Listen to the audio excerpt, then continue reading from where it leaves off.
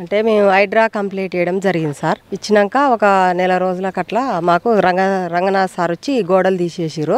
సంవత్సరంన్నర 2 ఏళ్ల నుంచి రోడ్ కబ్జా అయింది. మేము ఎక్కడ వెళ్ళినా కానీ ఏం లాభం లేదు. అందరం మేము ఆడోళ్ళం మగోళ్ళం 4-5 కాలనీ వాళ్ళం నిద్ర లేక కూడా కొట్లాడిన రోజులు నేను ఒక్కదాన్నే కాదు, ఇక్కడ ఉన్నోళ్ళు మొత్తం మేము పోరాడినాం అందరం. కానీ అంతా ఇంక అయిపోయింది, ఏం లాభం లేదని భయపడి గోడల మీద చేస్తే కేసు అవుతుంది అనే స్థితికి వచ్చేసింది. ఇక తర్వాత నాకు ఆలోచన వచ్చి వేరే వాళ్ళని తెలుసుకొని పోయి హైడ్రా వెళ్ళి కంప్లీట్ చేయడం జరిగింది. ఇక తర్వాత కూడా కొంతమంది వెళ్ళారు అక్కడ హైడ్రా కంప్లీట్ చేయడానికి. ఇంకా సార్ వాళ్ళు వచ్చి అది పార్క్ విషయంలో కూడా వెళ్ళిన నేను. పార్క్ కూడా నాకు 24 గంటలలో గోడ పెట్టించిండు. ఒక నెల రోజులల్లో ఈ గోడలు తీపిచ్చిండు. మొన్న వచ్చి సార్ వాళ్ళు గోడలు తీపిచ్చి మాకు ఈడ రోడ్డు తీపియడం జరిగింది. 6 colony sir, 6 colony, Srirangapuram colony, Sri Srinivas colony, Sainath colony, యాబ్లీ ఎన్ఎల్ కాలనీ, ఈ సుందరయ్య నగర్ కాలనీ, లక్ష్మీనగర్ కాలనీ. ఇదంతా ఈ అంతమందికి స్కూల్ బస్సులు రావడం లేదు, ఈ ఆడోళ్ళు కూరగాయల కోనికి లేదు, చుట్టాలు కూడా ఇంటి ముందరకు వస్తలేరు. ఎంత నరకం అనుభవించారంటే ప్రజలు, మేము అంత నరకం అనుభవించినాం సార్. మేము ఆ సార్ వల్ల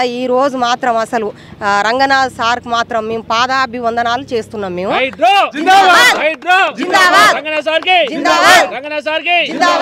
అయితే ఇక ఇప్పుడు ప్రభుత్వానికి రేవంత్ రెడ్డి సార్ కూడా మేము ధన్యవాదాలు తెలుపుతున్నాము. మేము ఎమ్మెల్యే సార్ కాడికి కూడా పోవడం జరిగింది.